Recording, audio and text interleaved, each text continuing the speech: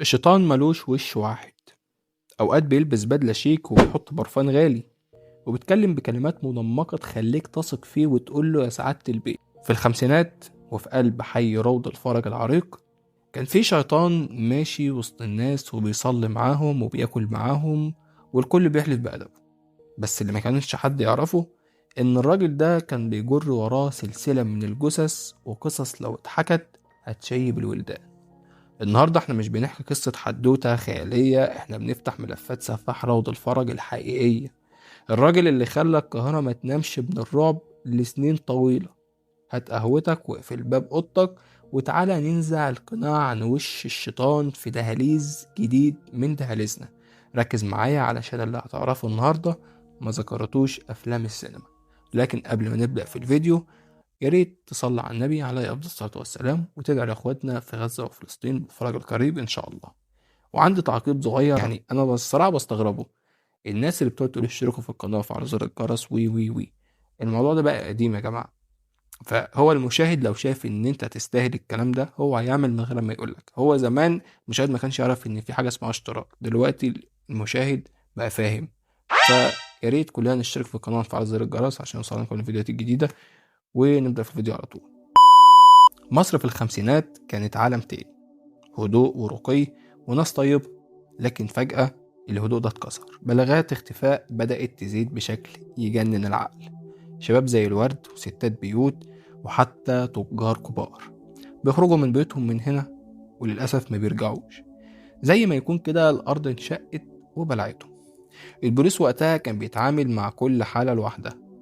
ما كانش حد متخيل إن في خيط واحد بس رابط كل الاختفاءات دي ببعضها، لحد ما بدأت الجثث تظهر جثة جثة في الخرابات، في ترع، في أماكن مهجورة.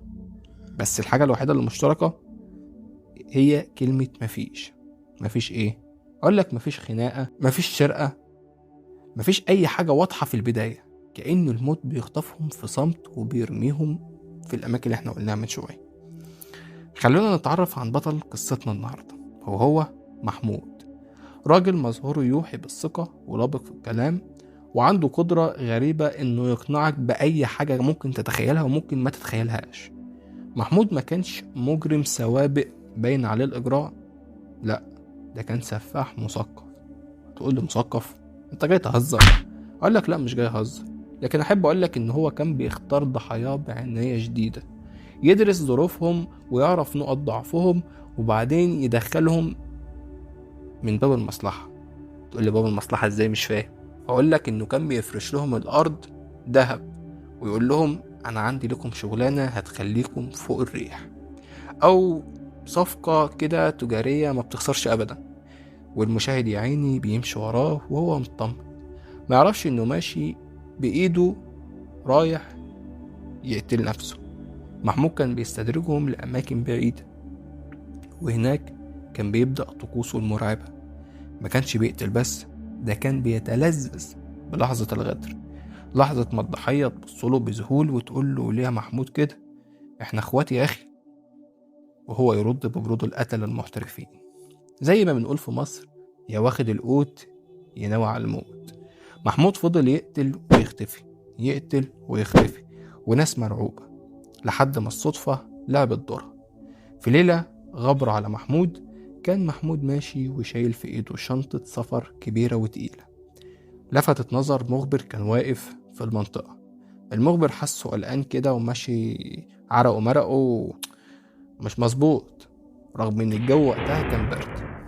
والله المخبر راح له وقال له على فين يا بيه؟ امال الشنطة دي بتقول ايه؟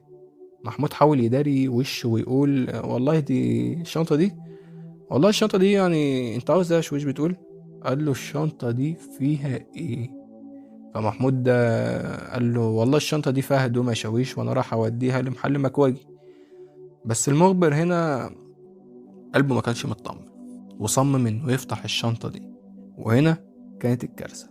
ريحة الموت طلعت من الشنطة، وجوه الهدوم كانت فيه بقايا جريمة بشعة. محمود حاول يهرب بس الأهل روضة الفرج والبوليس كادوا له بالمرصاد. الشيطان وقع في شر أعماله خلاص. لما دخل غرفة التحقيق الكل كان مستني يشوف مجرم منكسر، لكن محمود فاجئهم ببرود أعصاب غريب وغير طبيعي.